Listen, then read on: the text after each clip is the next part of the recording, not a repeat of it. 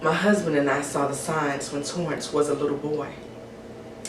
He would play with his sister's dolls and not the G.I. Joes that my husband bought for him. My husband thought that if we got him in sports, that would break him out of the habit. Torrance was horrible at sports. But my husband thought that if we get him around other boys, that it would toughen him up. But I could see it in his eyes. He hated playing football. He tried so hard to impress us.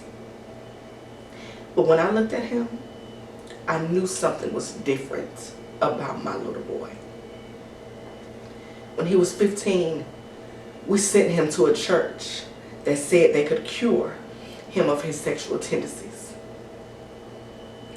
They treated homosexuality like it was a disease.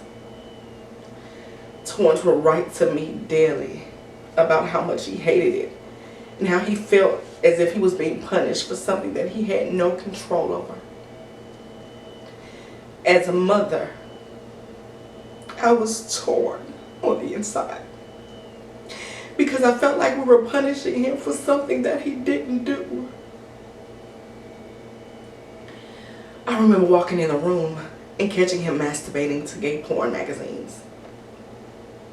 I couldn't bring myself to tell my husband. He tried so hard to make him out of a man. It would have crushed him if he had known that. My husband kept telling me, it's just a phase. He'll grow out of it. But after that day, I knew my son was special and that it was my job as his mother to love him unconditionally. My son shied away from all of his high school dances. We had to force him to go to his senior prom.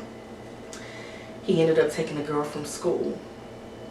My husband, he said, you see, I told you it was just a phase.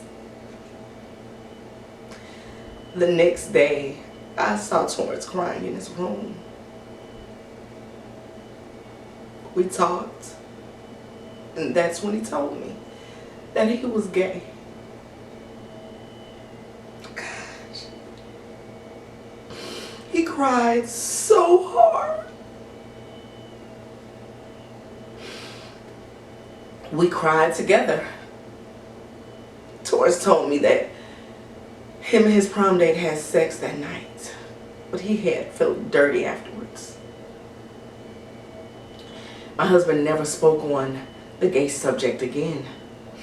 He thought that prom night was a turning point for Torrance's life. My son received a full scholarship to Morehouse College for engineering. And my husband adopted the thought, out of sight, out of mind.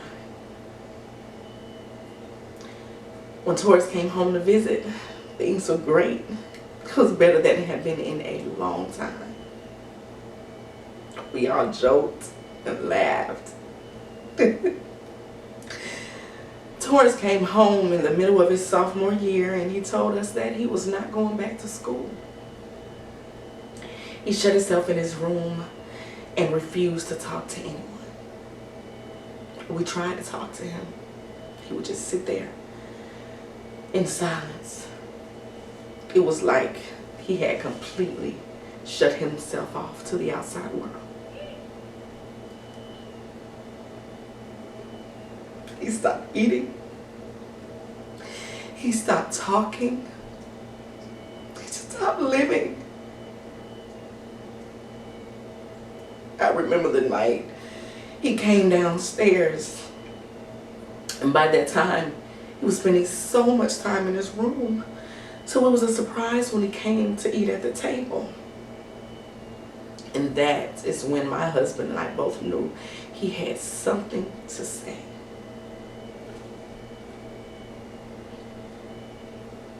He sat at the kitchen table for a long time. And he finally said, I have AIDS. I immediately started crying. That was all he said before he got up to walk away from the table. And my husband, he called him back. And I will never forget the words that he told him. He said, "I love you, son. We love you. And that will always remain. You are our son, and we can work through anything. We are a family. And we are going to get through this as a family." My husband told all of us to grab hands, and we prayed all night. After that, things began to get better. We had our rough times like any other family, but we got through them. Torrance got the strength back to go back to college. He had his bad days as well, but he was determined to complete school. Graduating meant something to him. Graduating was one of the things that he wanted to accomplish. Graduating meant the world to him. So it meant the world to us. Torrance lived his life to the fullest, and he graduated at the top of his class in Morehouse College. He moved on to become the top engineer at his job. He lived every day like it was his last. The day he died, it took a large part of all of us. My son was gay. My son had AIDS, and I am proud of him. He was my son. Thank you. Thank you.